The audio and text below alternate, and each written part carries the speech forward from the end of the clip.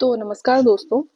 आज का जो वीडियो होने वाला है वो आपका आजकल के क्वेश्चंस में सबसे ज़्यादा जो क्वेश्चन आ रहा है, मैं 2-3 कमेंट पढ़ के सुना देती हूँ। मैंने आज लिख लिए हैं क्योंकि फ़ोन में से ही कमेंट पढ़ना और रिप्लाई करना थोड़ा-सा मेरे लिए मुश्किल हो जाता है।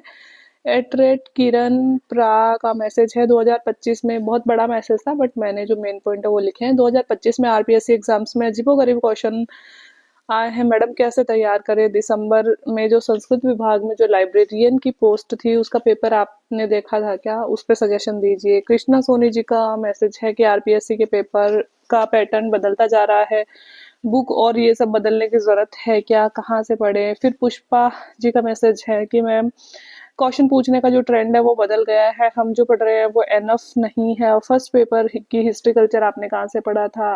राज SDLP का मैसेज है, मैम आरएस का पेपर दिया था क्या और दिया था तो कैसा हुआ।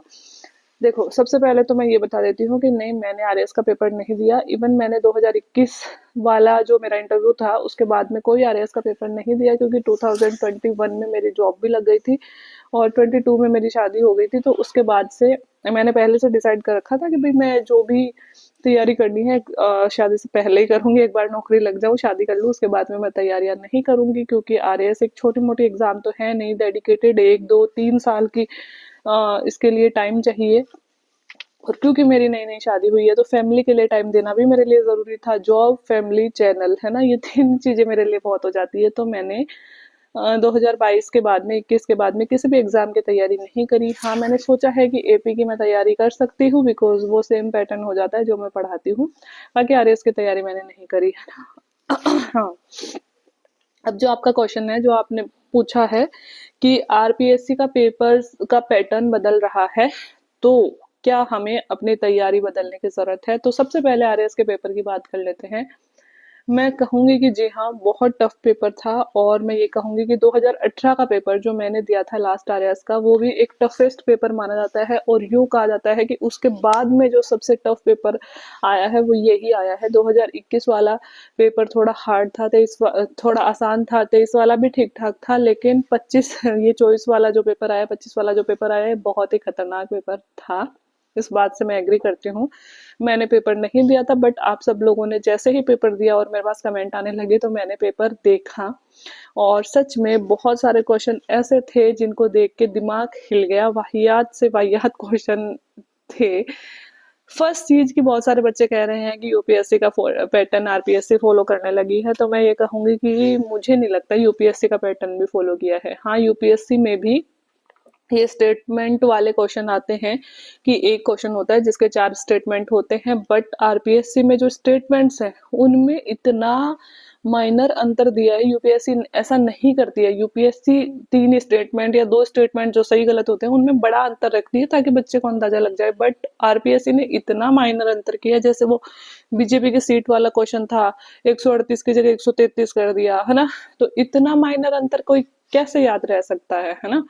एक क्वेश्चन जो हम देख सकते हैं वो राष्ट्रपति के चुनाव वाला क्वेश्चन था, उसके भी 4 स्टेटमेंट दे रखे थे। इवन मैं ये कहूंगी कि मेरी पॉलिटी ठीक ठाक है, मैंने हमेशा लक्ष्मीकांत में से पॉलिटी पढ़ी है, पॉलिटी के ज्यादातर कंसेप्ट मेरे क्लियर हैं। बट वो जो क्वेश्चन था जिसमें 4 स्टेटमेंट थे, इतने बड़े बड़े स्टेटमेंट दे रखे थे उसमें कि मैं यहाँ पे बैठी जब मैं पढ़ रही हूँ तो मेरा दिमाग ऐसे कि यार क्या है, क्या समझू मैं इनको, इतना बड़ा लिख रखा है। और जो बच्चा वहाँ परीक्षा हॉल में बैठ के परीक्षा दे रहा है उसके लिए मतलब 150 क्वेश्चन करने भी हैं, इतने सारे क्वेश्चन टफ लग रहे हैं, एग्जाम का इतना प्रेशर, और उस टाइम पे वो 4 पढ़ना, और उसमें से वो माइनर सा 1/1000 की जगह 1/100 वाला मिस्टेक निकालना बहुत आसान चीज नहीं थी।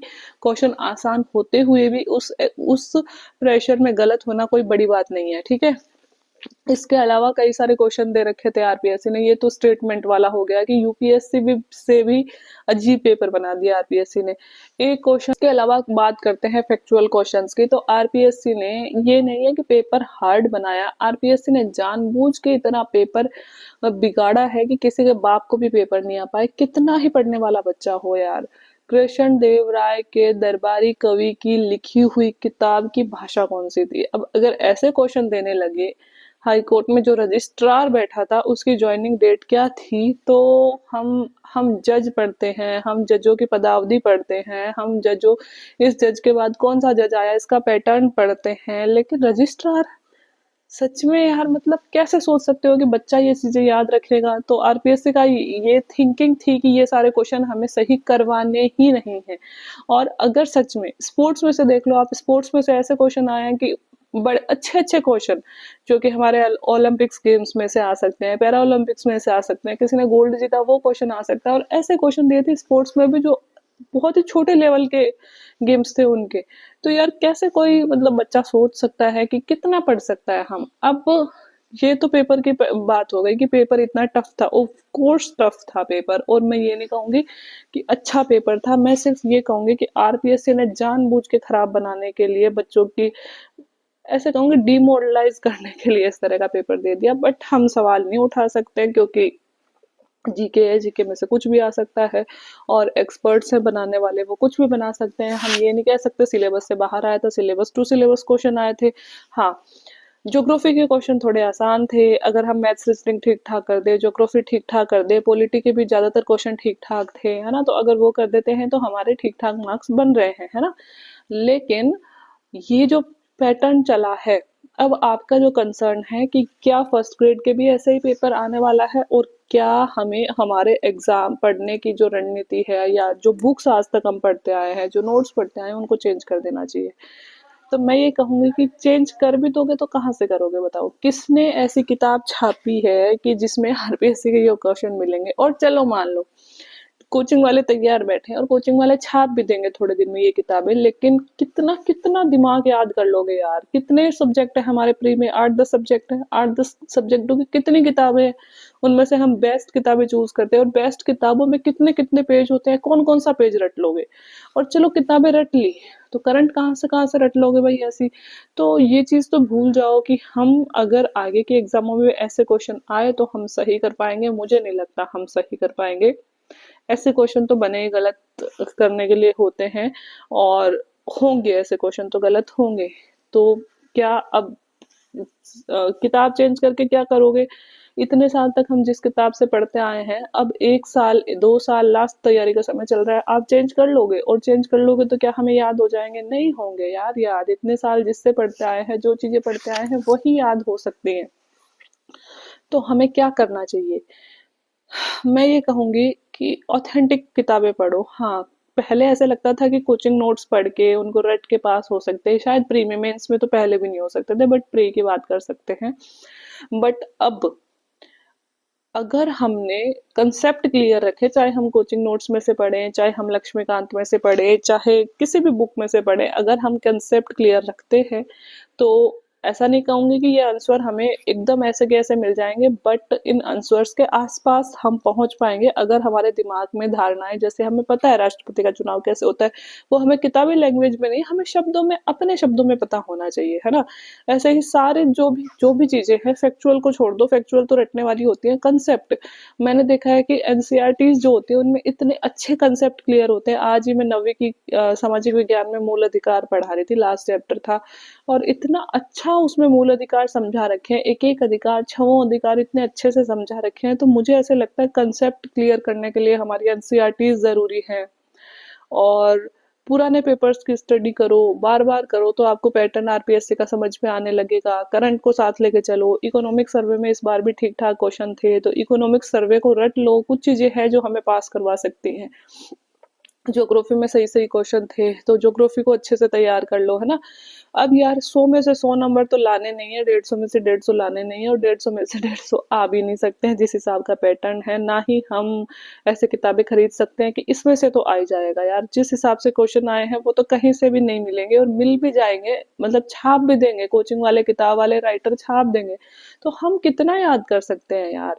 हम अगर अपने कंसेप्ट क्लियर रखेंगे तो हम आस पास पहुंच जाएंगे।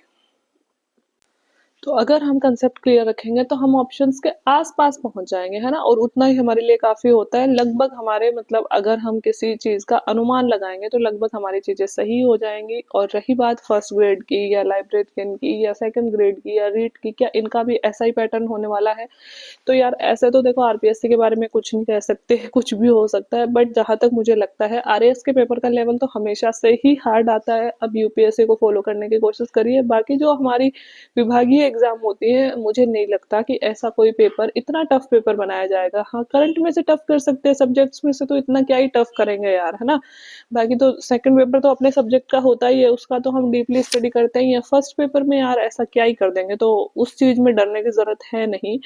और जो चीज आज तक पढ़ते आए हो मैं तो ये कहूंगी कि वही पढ़ते रहो, क्योंकि अब एंड टाइम पे अगर हम बदल देंगे हमारी नैया तो मुझे नहीं लगता है कि पार हो पाएगी, क्योंकि जो हम चीजें आज तक पढ़ते आए हैं वो और दिमाग से निकल जाएंगी। और तो किताबें वही पढ़ो, थोड़ी एनसीईआरटीज पे ध्यान दो, पुराने क्वेश्चंस ज्यादा से ज्यादा सॉल्व करो, है ना, क्योंकि आरपीएससी में भी कई सारे क्वेश्चन है, जैसे एस्बेस्टस वाला है, दो तीन मतलब क्वेश्चन है रिपीट हुए हैं, लेकिन फर्स्ट ग्रेड में इनमें तो ज्यादा संभावना होती है रिपीट होने की।